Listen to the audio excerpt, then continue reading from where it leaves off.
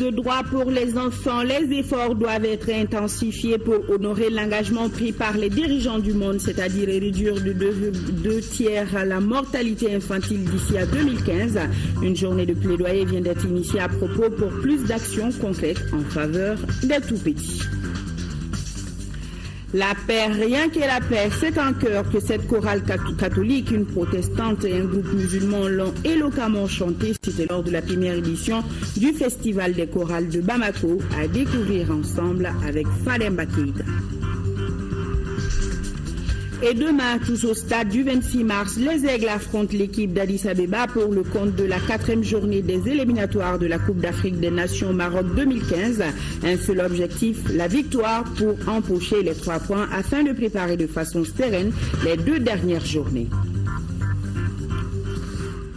Bienvenue dans ce journal. Bonsoir à tous. Le président de la République vient de regagner Bamako en provenance de l'Afrique du Sud. Ibrahim Boubacar Keïta prenait part dans le pays arc-en-ciel à la 5e session ordinaire du Parlement panafricain. À sa descente d'avion, il a été accueilli par le Premier ministre Moussa Mara, le gouverneur de Bamako, des membres du gouvernement. Voilà, c'était à Bamako, chez nous, cet après-midi. Le président de la République, qui revient donc de l'Afrique du Sud, Ibrahim Boubacar Keïta, prenait part dans le pays arc-en-ciel à la 5e session ordinaire du Parlement panafricain.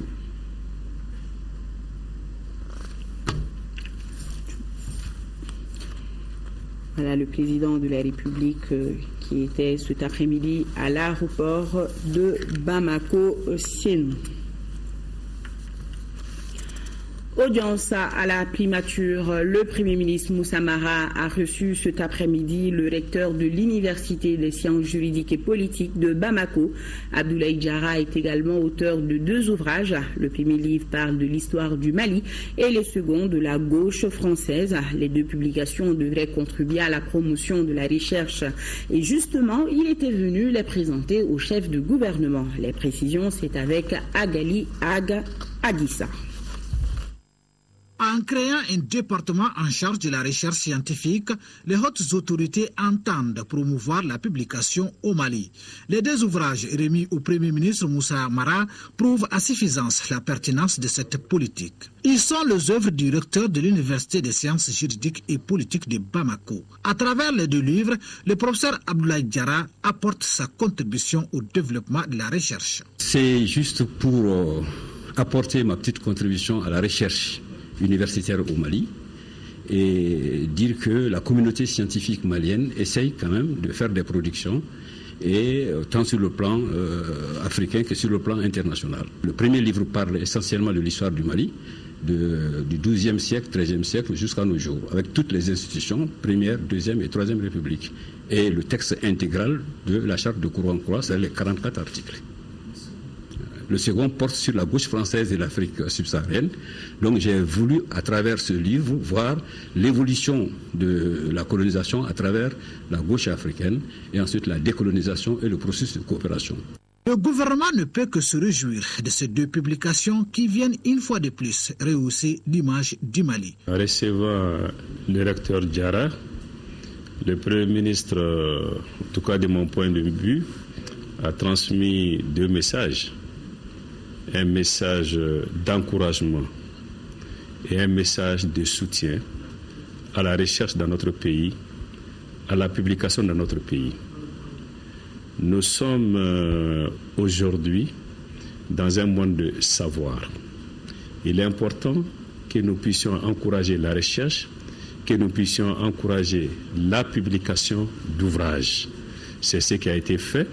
Le Premier ministre a parfaitement bien compris la portée de l'effort fourni par le recteur Abdoulaye Diarra. Réduire de 2 tiers la mortalité infantile d'ici à 2015, voilà l'objectif qui se sont donnés les dirigeants du monde pour intensifier les efforts afin d'honorer cet engagement pris en 2000. Ici, au Mali, une journée de plaidoyer vient d'être lancée à l'initiative de la COMAD et de Save the Children. La journée vise à évaluer les progrès réalisés en matière de réduction de la mortalité infantile. Bourama Traoré, reportage. La réduction de la mortalité infantile est le 4e objectif du millénaire pour le développement, sur lequel une journée de plaidoyer à l'initiative de la COMAD et de Save the Children, 2 organisations qui œuvrent pour la promotion et la protection des droits des tout-petits. Le but de la journée est d'attirer une fois de plus l'attention des décideurs sur la nécessité de prendre des mesures urgentes et idoines pour réduire la mortalité infantile. Cette journée de plaidoyer se déroule sous le signe de l'optimisme, puisque les progrès récents dans le domaine de la santé de l'enfant ont été remarquables à travers le monde. En effet, 25 pays, dont beaucoup figurent parmi les pays les plus démunis et à forte charge de morbidité, comme l'Éthiopie, la Tanzanie, le Bangladesh, le Malawi, le Népal, ont d'ores et déjà atteint l'objectif. C'est-à-dire réduire de 2 tiers le nombre de décès d'enfants de moins de 5 ans d'ici à 2015. Une promesse faite par les dirigeants du monde entier en 2000. À moins de 500 jours de la date butoir, le bilan reste mitigé. Au Mali, par exemple, ce sont au moins 25 000 nouveau-nés et 100 000 enfants de moins de 5 ans qui continuent de mourir chaque année, selon les dernières enquêtes EDS de 2012-2013. Cette situation déplorable est tout simplement inacceptable. C'est pourquoi les enfants plaident pour l'adoption d'une nouvelle politique de financement de la santé sur la période 2014-2023. Ils souhaitent également l'augmentation des dépenses publiques consacrées à la santé et à veiller à la réduction des paiements directs effectués par les ménages. Et un autre plaidoyer des tout-petits, la survie de l'enfant doit être au cœur des préoccupations nationales, normales et même obligatoires selon le gouvernement. Il prendra les dispositions pour tout faire afin que les enfants puissent vivre et non mourir.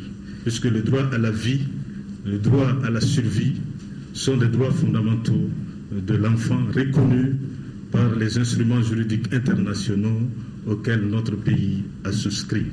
À 15 mois de l'évaluation finale des objectifs du millénaire pour le développement, c'est la course contre la montre.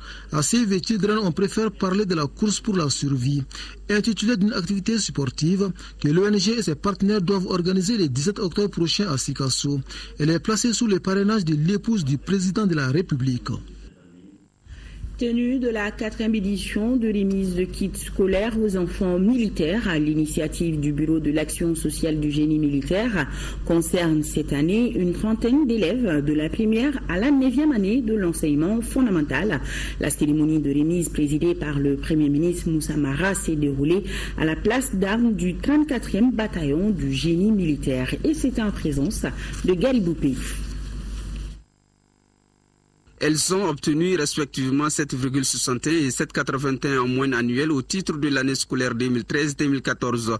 Il s'agit de Mariam Garango de la 3e année, Aïchata Traoré de la 4e et Mariam Diallo de la 1re année. La direction du génie militaire, tout comme le bureau de l'action sociale, ont chacun renouvelé leurs remerciements à l'État malien à travers le chef du gouvernement. Pour le parrain, le Premier ministre Moussa Mara, cette initiative traduit un signe d'espoir pour l'école malienne. Nous avons vu des jeunes filles, des enfants aujourd'hui qui sont premières de leur classe et qu'il nous faut accompagner et qu'il nous faut encourager. Je pense qu'on est là dans ce sens de l'accompagnement et de l'encouragement. Je profite de l'occasion pour demander aux parents de faire toujours plus d'efforts pour l'éducation des enfants. Investir dans l'éducation d'un enfant, c'est le meilleur des investissements qu'on puisse faire. Il ne faut pas hésiter à mettre tout ce qu'on a dans l'éducation de nos enfants. Donc tous les parents que nous sommes, nous devons en être conscients et nous devons nous engager dans ce sens. Particulièrement ceux qui ont eu à bénéficier de ces gestes de solidarité. La culture de l'excellence, c'est désormais les maîtres mots au sein de l'espace militaire et scolaire. Mais pour que l'action sociale du génie militaire puisse accomplir véritablement cette action de solidarité, il faut l'appui des partenaires car il s'agit de former aujourd'hui les cadres de demain. Nous allons rester avec les enfants. Leur Parlement national vient de tenir une journée de plaidoyer, journée qui avait pour but d'inciter les autorités en charge de l'éducation d'accroître le taux de scolarité des filles. À retrouver le reportage de Agibou Koulibaly au cours de ce journal. Et on parle d'éducation. Plan Mali a inauguré en 5e région, précisément à Takoutala, dans la commune de Kona, cercle de Mopti, des infrastructures scolaires. Coût de l'opération environ 32 millions de francs CFA. Moustapha Doumbia, les détails. Cette remise officielle concerne 3 salles de classe équipées, 2 blocs de latrines, une direction et une pompe manuelle. Des infrastructures réalisées par Plan Mali dans le cadre de son projet d'urgence promotion de l'éducation et de la protection des enfants vulnérables affectés par le conflit au Mali. C'est une goutte d'eau dans la mer parce que les besoins sont immenses. Et Plan, à lui seul, ne pourra pas. Mais notre leitmotiv, c'est d'aider pour le bien-être de l'enfant, pour les droits de l'enfant. Le coût de réalisation des infrastructures est d'environ 32 millions de francs CFA, financé par la coopération irlandaise à travers Plan Irlande. Everything is about the future. L'avenir d'un pays est très important et l'avenir du pays c'est lié aux enfants et à l'éducation des enfants. Donc c'est très important de soutenir l'éducation des enfants parce que ce sont les enfants qui sont l'avenir de ce pays. Les autorités politiques et administratives régionales ont salué l'engagement de Plan Mali et ont mis l'accent sur le maintien des enfants à l'école. Il s'agit de faire de l'école un espace de vie où tous les acteurs, autorités communales, enseignants, parents d'élèves, élèves, joueront leur rôle et se sentiront concernés par le développement de l'école. L'école fondamentale de Takoutala compte aujourd'hui 175 élèves du premier cycle, dont 108 filles. Santé, vous le savez, le monde mène une lutte féroce contre la fièvre hémorragique à virus Ebola et jusqu'à ce jour, aucun cas n'a été déclaré sur notre territoire. Mais comme on le dit assez souvent, mieux vaut prévenir que guérir. Notre pays dispose désormais d'un centre de recherche et de formation qui permet de diagnostiquer en 2 heures un suspect à virus Ebola. Pour s'assurer de son fonctionnement, le ministre de la Santé et de l'Hygiène publique est allé voir le laboratoire installé au point G. Al-Jumatina nous le fait découvrir. C'est une évidence. La fièvre hémorragique à virus Ebola gagne du terrain dans la sous-région ainsi que sur d'autres cieux. Au Mali, malgré qu'aucun cas ne soit encore signalé, les dispositions sont prises néanmoins avec le centre de recherche et formation qui est désormais outillé pour diagnostiquer tout cas de virus Ebola. Et chaque fois que nous nous sommes interrogés sur une situation, nous avons envoyé des échantillons au laboratoire CEREFO et nous avons eu dans les heures qui suivent les résultats qui jusqu'à présent nous ont permis de nous rassurer que ces malades-là n'étaient pas porteurs du virus Ebola. Et il était important pour moi de venir savoir dans quelles conditions ces équipes travaillent et puis de les encourager et de les féliciter pour le bon travail qu'ils font tous les jours. Le CEREFO, ouvert en 2007, est aujourd'hui un laboratoire qui dispose d'une capacité autonome pour faire beaucoup de choses dans le domaine des recherches du virus. Dans la gestion de la crise Ebola, le laboratoire CEREFO, à travers son directeur Processman, reçoit l'échantillon provenant du Centre national d'appel de CVD, naturellement CENAM, et maintenant nous procédons aux tests. Les tests là consistent à d'abord inactiver l'échantillon et ensuite extraire l'ARN du virus et encore ensuite faire la PCR pour voir si ce virus-là est le même que le virus Ebola. Les Maliens peuvent se rassurer. Dieu merci, jusqu'à présent, on a testé jusqu'à 27 cas suspects d'Ebola. Dieu merci, tout est revenu négatif. De nos jours, le centre de recherche et formation est une référence dans la sous-région. C'est là grâce à l'accompagnement des partenaires américains. Notre laboratoire ne pouvait pas, avec les niveaux qu'il a, faire le diagnostic. Donc nos partenaires américains sont venus pour ajouter d'autres méthodes de travail et puis d'autres équipements de protection sur le niveau 3 pour nous permettre d'inactiver en toute sécurité le virus Ebola parce que c'est un virus qui est très dangereux. Pour pouvoir travailler sur ce virus, il faudrait l'inactiver. Au dire des responsables, Plus de soucis pour faire le test car en 2 heures, l'échantillon est diagnostiqué et le résultat est disponible.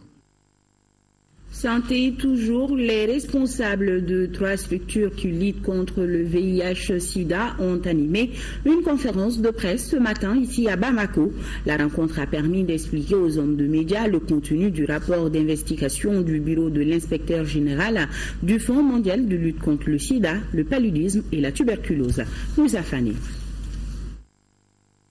Le Fonds mondial de lutte contre le sida, le paludisme et la tuberculose avaient porté des accusations sur la gestion des subventions VIH au Mali en annonçant des montants faramineux qui auraient été détournés. Les conclusions de son rapport d'investigation du 6 octobre font ressortir que sur plus de 20 milliards de francs CFA, le montant non justifié est seulement d'environ 1 500 000 francs CFA, soit 0,007% du budget. Le Fonds mondial a rendu son rapport d'activité, de contrôle. Ce rapport d'activité de contrôle dit qu'au jour d'aujourd'hui, on ne peut pas reprocher à la partie malienne de rembourser un COPEC pour le moment. Ce qu'on dit, on va rechercher à recouvrer les fonds. C'est ce qui est dans le rapport. Maintenant, il y a des mismanagements. Ça veut dire quoi concrètement? Peut-être que l'ensemble des procédures que nous avons passées ne sont des factures présentées, pas des opérations. Ça, c'est important aussi à notifier. Ne sont pas peut-être à hauteur de souhait, ne sont pas exemptes de reproches ou de façon de faire. Le résumé du rapport nous montre qu'il n'y a même pas de détournement. Mais peut-être qu'il y a des factures non conformes selon les normes internationales, mais qui ont aussi des explications qui peuvent donner, qui sont dues aux réalités des terrains. Selon la directrice de l'Association de recherche de communication et d'accompagnement à domicile des personnes vivant avec le VIH et le sida, les activités sont en arrêt dû au manque de financement de certaines activités. Aujourd'hui, il est plus que temps de maintenir les acquis que nous avions dans la lutte contre le sida. Nous avions fait des efforts. Aujourd'hui, la séroprévalence a sensiblement diminué dans nos pays. C'est parce que tout simplement, les acteurs de la société civile ont mouillé le maillot aux côtés du ministère de la Santé, aux côtés du Haut Conseil national contre le sida. Les conclusions du rapport du Fonds mondial de lutte contre le sida, le paludisme et la tuberculose font l'objet de recommandations d'amélioration du système de contrôle interne. À noter que le président de l'Assemblée nationale, l'honorable Issaka Sidibé, à la tête d'une délégation de parlementaires, entreprend à partir d'aujourd'hui et jusqu'au 18 octobre prochain une visite d'amitié et de travail à Khartoum à l'invitation de son homologue du Soudan. On vous le disait hier, des experts chinois sont en visite au Mali. Ceux de l'entreprise China Machinery Corporation étaient sur le site des 24 000 logements sociaux de Tabakoro. Les 10 experts comptent entreprendre les travaux en avril 2015. Boubacar Sissoko nous en dit plus.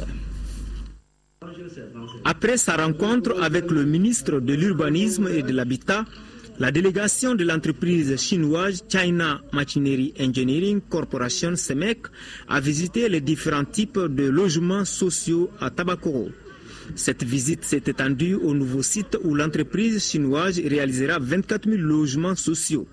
Sur ce site, certains particuliers ont déjà construit leurs habitations.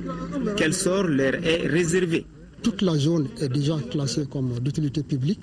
Donc les réalisations qui sont sur le terrain, il y a une commission qui va s'occuper de ça. Ils sont là-dessus. Donc pour nous, nous pouvons considérer comme si ces occupations, comme si ces réalisations n'existent pas. Parce que c'est déjà classé d'utilité publique et ces constructions ne devraient pas exister. Donc ça fait partie du site de logements sociaux. Les Chinois ont promis que les travaux de construction des 24 000 logements sociaux commenceront courant l'année 2015. Aujourd'hui, on a visité les projets que vous avez déjà réalisés au Mali.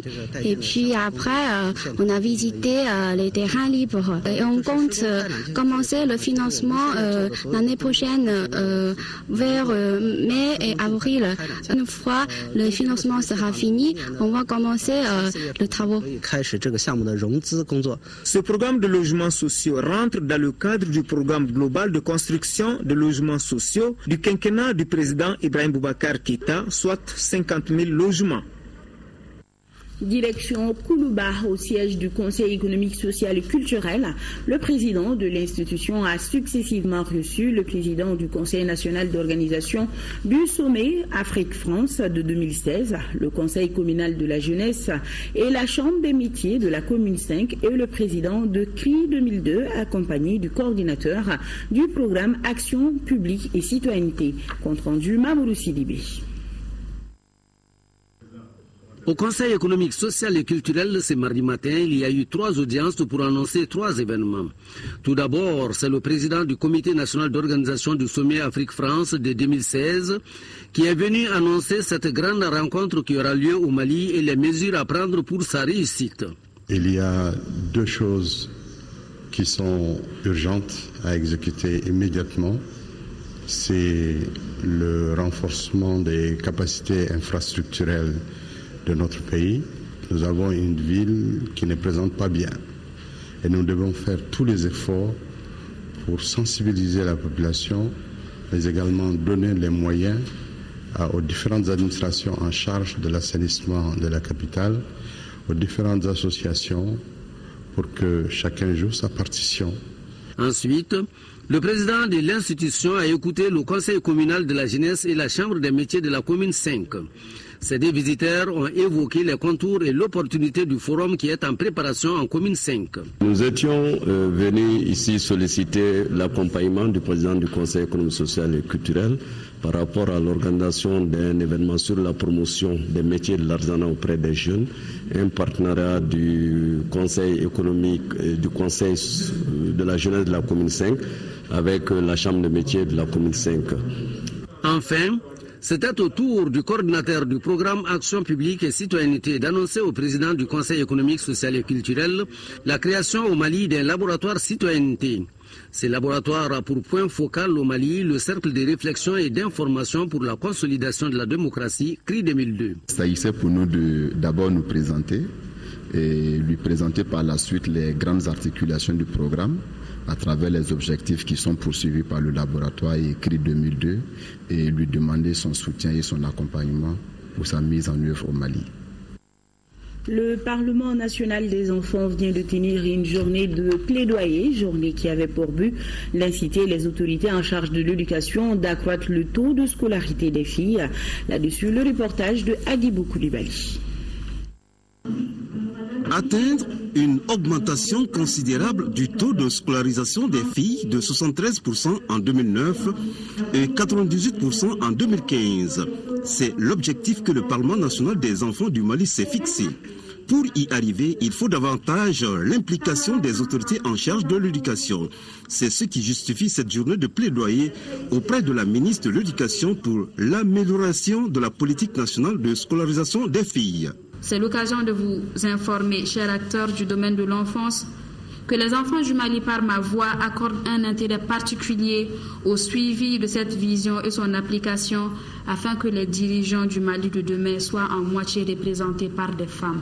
L'événement qui nous réunit aujourd'hui fait suite au programme d'amélioration de la transition des filles du premier cycle de l'enseignement fondamental, communément appelé Girls Can, exécuté par Oxfam Grande-Bretagne. Pour la mise en œuvre de ces activités de la scolarisation des filles, des structures ont été créées afin d'appréhender les différents problèmes. Nous sommes passés de la cellule nationale de scolarisation des filles en 1992 pour assurer la coordination des cellules régionales et locales. Aujourd'hui, nous sommes arrivés à un meilleur ancrage dans une division scolarisation des filles dans la direction nationale de l'enseignement fondamental. Au niveau déconcentré dans les académies d'enseignement, nous avons la section SCOFI également. Et dans les centres d'animation pédagogique, nous avons un conseiller pédagogique SCOFI. Cette journée a été l'occasion pour les enfants parlementaires de présenter une communication sur l'état des lieux de la scolarisation des filles au Mali, les progrès enregistrés, les défis sur le plan financier. Les obstacles à la scolarisation des filles ont été également évoqués. Sur un tout autre plan, le ministère des Domaines de l'État tiendra jeudi une table ronde avec des partenaires techniques et financiers autour de la réforme foncière au Mali. Selon le ministre Tchemaïber Koulibaly, cette réforme va donc nécessiter des moyens et de la volonté de l'ensemble des acteurs et partenaires. On l'écoute au micro de Moïse Traoré. Une chose sur laquelle au moins nous sommes d'accord, c'est qu'au niveau du foncier, ça ne va pas du tout et qu'il est nécessaire de faire quelque chose pour améliorer le cadre institutionnel et technique général de ce secteur-là. Depuis plusieurs mois, nous avons travaillé à la conception de la réforme, dont un des objectifs principaux sera la mise en place d'un cadastre pour commencer sur Bamako et Kati et qui sera étendu par la suite à l'ensemble du territoire national. Il s'agit aussi, dans le cadre de cette réforme, de faire en sorte que plus de ressources intérieures puissent être mobilisées au service de l'État pour appuyer la décentralisation. En un mot, la réforme foncière va non seulement assainir, va doter l'État d'un outil de gestion qui est le cadastre, va aussi permettre à l'État d'avoir un peu plus de ressources intérieures pour améliorer ses finances publiques, donc réduire sa dépendance de l'aide, plus de souveraineté budgétaire et aussi donc induire dans notre pays un grand changement de gouvernance et d'amélioration de la gestion et de l'administration dans tout le secteur foncier et domanial. Il nous faut les moyens pour la mettre en œuvre. Elle sera longue, elle sera coûteuse parce que c'est à l'horizon 2018 que nous espérons avoir le système d'information foncière de type cadastre et le mettre en œuvre à Bamako et à Kati. Elle coûtera cher, je l'ai dit, environ 30 milliards de nos francs. Le Mali va mobiliser le tiers, à savoir 10 milliards, et nous allons réunir les partenaires techniques et financiers afin de présenter le projet et demander leur accompagnement pour la prise en charge donc, des 2 tiers que nous recherchons. Voilà, la table ronde est donc prévue jeudi 16 octobre. Ouverture ce matin au CICB d'un atelier d'évaluation du processus d'Alger organisé par le Centre de dialogue humanitaire avec l'appui de la MINUSMA. Cet atelier de 2 jours va faire le bilan de la dernière rencontre d'Alger et préparer la prochaine. Mahamadou Doumbia, les détails. Cet atelier d'évaluation du processus d'Alger regroupe les représentants des mouvements et coalitions de groupes armés qui ont participé aux négociations d'Alger. Ces participants discuteront au cours de cet atelier du bilan de la participation de la plateforme, d'identifier et d'harmoniser les points de vue pour la prochaine rencontre d'Alger. Nous allons analyser également le document de 4 groupes thématiques qui ont été discutés à Alger. De cela, nous allons apporter certains amendements et enrichir aussi ce document pour notre retour à Alger. Cependant, nous demeurons convaincus que ce grand Mali ne peut voir le jour sans une amélioration de la gouvernance, en accordant plus de pouvoir aux populations à la base dans le cadre d'une décentralisation plus poussée au bénéfice de tous les Maliens. Pour la prochaine rencontre d'Alger prévue à partir du 19 octobre prochain, il faut, selon les représentants des différents mouvements, procéder à une uniformisation de leur position et de façon positive, mettre fin à toute belligérance. Nous souhaitons que la plateforme propose un schéma qui puisse être un point où les 2 positions peuvent se retrouver, comme dans les documents que nous avons élaborés à travers les différentes commissions thématiques. Nous devons tous s'y mettre, travailler, ne pas penser à la guerre, penser plutôt à retrouver la paix, à trouver un bon accord à Alger entre nos frères des mouvements radicaux, nous et le gouvernement du Mali. Organisé par le Centre de dialogue humanitaire, cet atelier a été soutenu et encouragé par la MINUSMA. Les maires de 5 communes du cercle de Goundam viennent de signer des accords de prévention des conflits. Cette initiative, qui est l'œuvre de l'Association malienne pour la survie au Sahel, veut outiller les différents délégués en gestion des conflits. Al-Mouzer Al-Kamissa Yatara, correspondance. Cette rencontre intercommunautaire a pour objectif de renforcer les capacités des participants en prévention et gestion des conflits. La rencontre est organisée par le projet d'appui à la consolidation de la paix et la réhabilitation des droits des femmes et filles victimes de violences basées sur les genres, financé par Diaconia Mali. Notre objectif, c'est quand même de chercher en sorte que ces populations puissent s'approprier ces projets. Donc nous avons cherché maintenant cette fois-ci à les renforcer en prévention et gestion des conflits. Au cours des 3 jours de travaux, les participants ont abordé plusieurs sujets sur le renforcement et la gestion des conflits. Si nous assimilons ce que c'est qu'un conflit, quels sont les types de conflits et quelles sont les manières de gérer les conflits ou bien d'amoindrir les effets des conflits, je crois que c'est une formation qui est venue à point nommé. À la fin des travaux, les participants ont formulé plusieurs recommandations.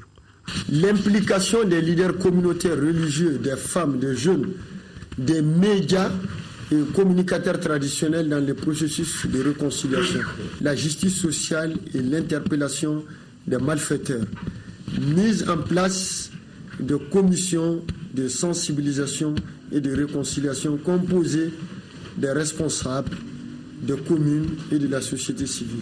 Pour la mise en œuvre de ce projet, les maires des communes du cercle de Goundam ont reçu des enveloppes symboliques avant de signer les accords de prévention et de gestion des conflits dans les communes concernées.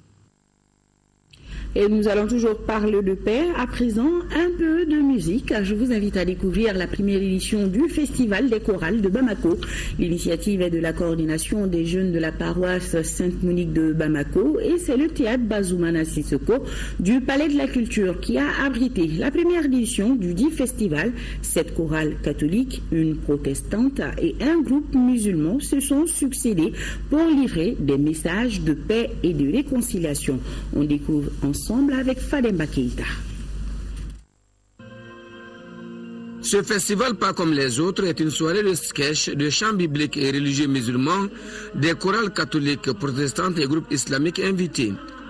À travers des scénettes, des cantiques et louanges, les 25 communautés de base réunies en coordination des jeunes de la paroisse Sainte-Monique implorent le Seigneur Jésus-Christ et le prophète Mohammed, paix et salut sur lui, pour que le Mali retrouve sa stabilité d'antan. Le festival est placé sous le signe de la paix et de la réconciliation. La finalité de cette initiative est de parvenir à un changement de comportement à travers la liturgie du chant pour promouvoir, maintenir et consolider la tolérance religieuse, gage d'une paix durable. En plus de l'initiative laïque des festivités, le ministre des Affaires religieuses et du culte et la marraine du festival, sa collègue de l'éducation nationale, se réjouissent du choix du thème de cette première édition. Faisons en sorte donc que nous partagions l'épître de Saint Paul. Soyez unis dans la foi par la voie de la paix et faites de sorte à ce que vous vous aimez les uns les autres, car un seul Seigneur, un seul esprit, un seul corps pour le bonheur de tous et pour tous.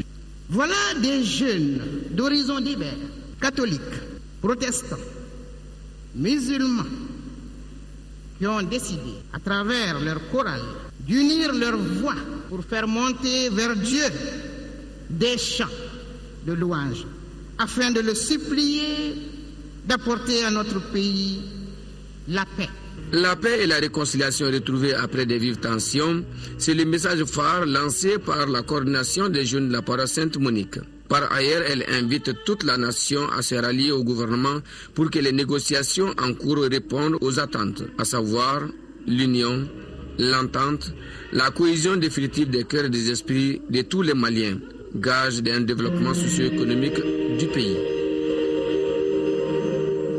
Voilà, c'est dommage, on a manqué de son, de musique, je vais dire.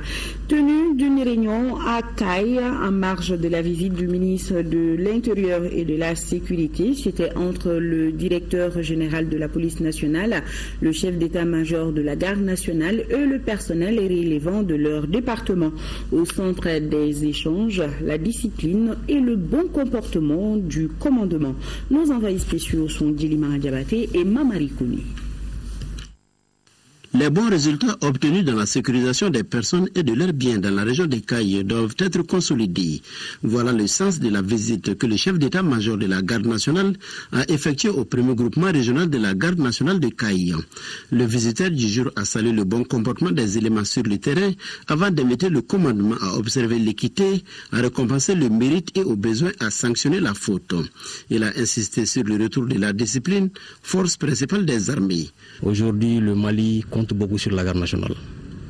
Et je les encourage en tant que chef d'état-major à persévérer dans ce sens, à donner de plus en plus de bons résultats. J'ai trouvé une troupe avec un moral bon dans l'ensemble. Et ce qui est peut-être le premier point à signaler, c'est un peu le manque d'effectifs par rapport à l'immensité de la première région. Avant de quitter ces hommes, le colonel-major Zoumana Diawara leur a remis les 3 véhicules offerts par le ministère de l'Intérieur et de la Sécurité. Il a invité le personnel à une utilisation judicieuse de ces engins et à leur bon entretien. Au 2e arrondissement du commissariat de police de Kaindi, le directeur général de la police nationale, l'inspecteur général Amidou Kansai, a rencontré le personnel. Il a écouté leurs doléances et préoccupations. Des préoccupations qui ont pour nom statut de la police, la réouverture du poste de Sadiola et la réhabilitation de la police spéciale de Caille. L'inspecteur général Amidou Kansai a invité les agents à cultiver l'entraide et à mettre fin aux abus dans l'exercice de leurs fonctions. Car, avertit-il, tout agent qui sera pris en faute sera sanctionné. La Commission nationale de lutte contre la prolifération des armes légères a présenté son plan d'action aux partenaires internationaux présents au Mali. Ce plan d'action 2014-2018 renforce les actions de la structure pour faire participer plus d'acteurs dans la lutte contre la prolifération des armes légères. Mariam Sakara, compte rendu.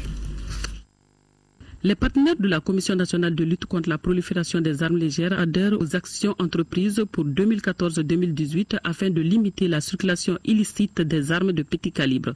Ces acteurs demandent un élargissement du plan d'action présenté dans un contexte de terrorisme mondialisé. Cette démarche est appréciée par le premier responsable de la structure qui mesure parfaitement l'intérêt que portent ses partenaires à cette lutte.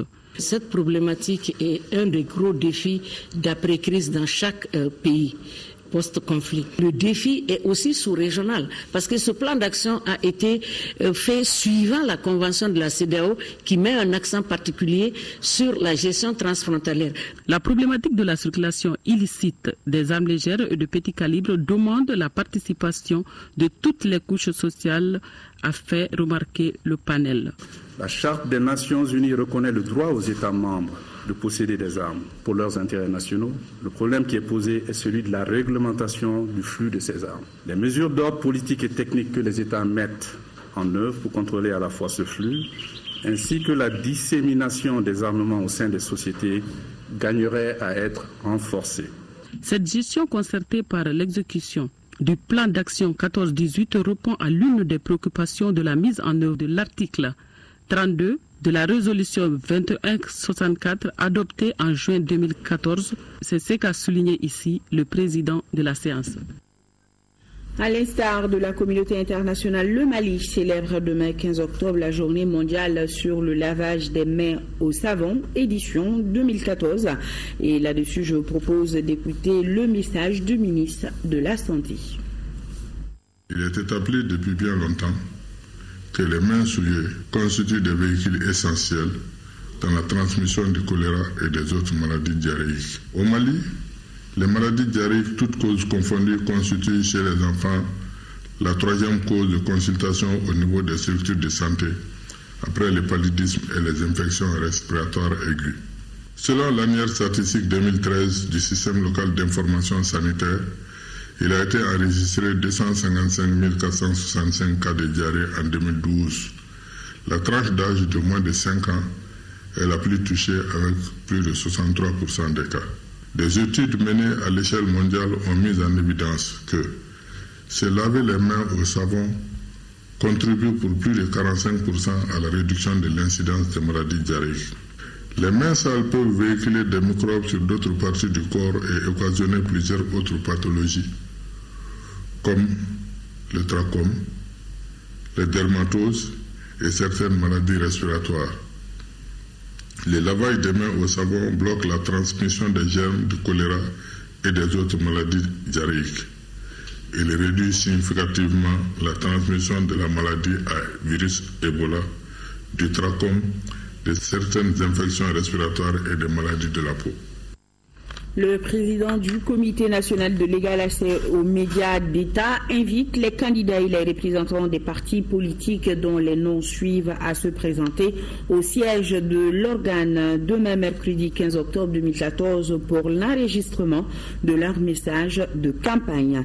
9h, Zanga Goïta, Kodem, 9h30, Mamadou Traoré, UDD. En 4e région, la plateforme nationale des producteurs de riz du Mali, en partenariat avec le programme WAP-IER, favorise des échanges d'expériences entre les riziculteurs de toutes les régions du Mali. Une mission vient de visiter les périmètres et installations agricoles de San, Nyono et Djoro. Fousseini Samake, reportage. 3 sites ont été au centre de cette visite des responsables de la plateforme nationale des producteurs de riz du Mali et c'est du programme de productivité agricole en Afrique de l'Ouest, WAP-IER. Si à 100 les systèmes de submersion contrôlés, la maîtrise totale d'eau et la station de pompage ont été les centres d'intérêt, le barrage de Markala, les périmètres rizicoles, la vitrine de l'IER ont impressionné les riziculteurs dans la zone office du Niger. Dans la zone officerie de Djoro, les échanges ont porté sur les semences améliorées et le centre des femmes étuveuses des riz de Djoro. La première raison, c'est pour consolider la structure en tant que structure de producteurs, pour que l'ensemble des producteurs puissent quand même se connaître mutuellement. La deuxième raison, c'est de rapprocher la recherche à la production, en sorte que les producteurs puissent avoir les instruments nécessaires pour améliorer leur production et productivité à travers les technologies. Le projet WAP compte ainsi améliorer la production de riz de qualité au Mali. Le Mali est le leader dans le cadre de ce projet sur le riz, la filière riz. Ici, vise l'augmentation de la productivité avec comme impact l'augmentation du rendement d'une manière durable et avec une augmentation du revenu. Bon, en fait, ça va nous permettre vraiment d'augmenter la production parce que nous avons eu pas mal de systèmes et pas mal d'équipements qui sont vraiment rentables dans l'agriculture. Et si nous arrivons à nous doter de ces matériels, ça pourrait vraiment augmenter notre production. Cette mission devrait favoriser le rapprochement des producteurs de riz venus de toutes les régions autour de l'interprofession de la filière riz au Mali. Sport, football, éliminatoire Coupe d'Afrique des Nations, Maroc 2015. Après avoir gagné 2-0 le week-end dernier à Addis Abeba devant l'Éthiopie au compte de la 3e journée, les Aigles du Mali reçoivent le même adversaire demain, mercredi, au stade du 26 mars pour le compte de la 4e journée. L'objectif des Aigles, empocher les 3 points de la victoire afin de préparer de façon sereine les 2 dernières journées, nous dit Ousmane Daoud. Après leur victoire 2-0 au match aller, les Aigles du Mali abordent le retour avec beaucoup de sérénité face aux Antilopes d'Éthiopie. Cependant, la vigilance et la méfiance doivent demeurer dans le nid des Aigles car ça reste une rencontre de football. Il ne faut surtout pas qu'ils pensent que ce sera un match facile, parce qu'on a gagné déjà une fois. Non. Il faut insister beaucoup dans la préparation sur l'état d'esprit des joueurs. Il faut, en football, tout peut arriver. Et en football, il y a toujours 2 équipes qui s'affrontent, des bonnes équipes, car on considère Éthiopie aussi comme une bonne équipe. L'objectif pour Henri Kasperzak et ses hommes, c'est empocher les 3 points face à un adversaire déjà éliminé, mais qui va essayer d'exploiter le moindre faux pas dans le camp du Mali. Cette victoire en Éthiopie était très importante. Il y a eu beaucoup de joie après, mais on reste mobilisé pour ce prochain match. On sait que si on remporte le match à Bamako, on pourra dire que la coupe est pleine. On reste mobilisé, on garde le même état d'esprit, à savoir mettre beaucoup de sérieux, beaucoup d'application dans ce qu'on fait. Et si on fait les efforts tous ensemble comme on a pu le faire en Éthiopie, il n'y a pas de raison pour que ça passe pas. Je trouve que c'est un groupe qui vit vraiment très bien. Voilà, aujourd'hui, avoir un groupe qui est ensemble pendant 10 jours, qui vit bien ensemble, que tout le monde parle ensemble, je pense que c'est très important si on veut faire des résultats, que ce soit dans la défaite et dans la victoire, avoir un bon groupe, c'est vraiment très très important. Donc aujourd'hui, il y a des jeunes, il y a des anciens, et ça crée une bonne cohésion. Donc je pense qu'il y a un bon équilibre dans cette équipe. Pour cette deuxième sortie à domicile dans ces éliminatoires, les Aigles du Mali enregistrent le retour de suspension de Mamoutou Ndiaye exclu face à l'Algérie, mais ils feront sans leur capitaine Seydou Keita blessé. Qu'à cela ne tienne, le vice-capitaine Fousseini Diawara et ses partenaires sont prêts sur le plan physique et mental pour affronter l'Éthiopie et prendre une option sur la qualification pour Maroc 2015. Bonne chance aux Aigles pour demain. Le RTM est en deuil. Notre collègue Madame Dena Malado Diarra, technicienne à la radio nationale, n'est plus. Affectueusement appelée ici à l'ERTM, la Gazelle, Madame Dena préparait pour la rentrée scolaire prochaine son master en télécommunication. Les obsèques ont eu lieu cet après-midi à Kalabankura. Parents, confrères et amis l'ont accompagnée à sa dernière demeure. Agib Koulibaly. C'est celle-là, Malado Diarra, affectueusement appelée la Gazelle par ses confrères de l'ERTM et Alice par ses amis. Elle est née à 100 à Hamdalaï en 1973. Malado Diarra a décroché son certificat d'études primaires en 1986 à l'école Babou Djoni de 100. 4 ans après, elle obtient son diplôme d'études fondamentales. Avec le DEF, Malado Diarra a été orientée à l'ESICA de Bamako, où elle obtient son diplôme de technicienne en construction civile. Elle a été stagiaire à Balenké au compte de l'EDM avant d'être contractuelle à l'ORTM. C'est en 2002 que Malado Diarra a été admise au concours d'entrée à la fonction publique en qualité de technicienne radio. En 2012, Malado Diarra a obtenu son brevet de technicien supérieur en télécommunication à Technolab ISTA. Cette année 2014, elle a décroché sa licence en télécommunication à Technolab. Elle s'apprêtait pour l'année scolaire 2014-2015 à faire son master en télécommunication à Technolab ISTA. Technicienne engagée et respectueuse, Malado Diarra avait un sens élevé du devoir accompli. Tout ce que je faisais dans la cour, Malado me soutenait. Jusqu'à ce que je suis devenue la présidente des femmes de l'ORTM et Malado était la deuxième vice-présidente. Donc moi je ne peux que souhaiter vraiment à Malado que la terre lui soit légère et que son âme repose en paix. Malado, c'est une femme très joviale, très sympathique et très généreuse. Pourquoi je dis très généreuse? Je prends un exemple. À chaque midi, Malado amène à manger et elle rentre dans tous les bureaux. Venez manger, venez manger. Donc je pense que ça, tout le monde ne peut pas faire ça. Je retiens beaucoup de choses. Elle a été toujours là pour moi, dans le bon comme dans le mauvais. Elle laisse derrière elle un mari et 4 enfants inconsolables. Dorampé, grande sœur Malado, fin de ce journal. Bonsoir.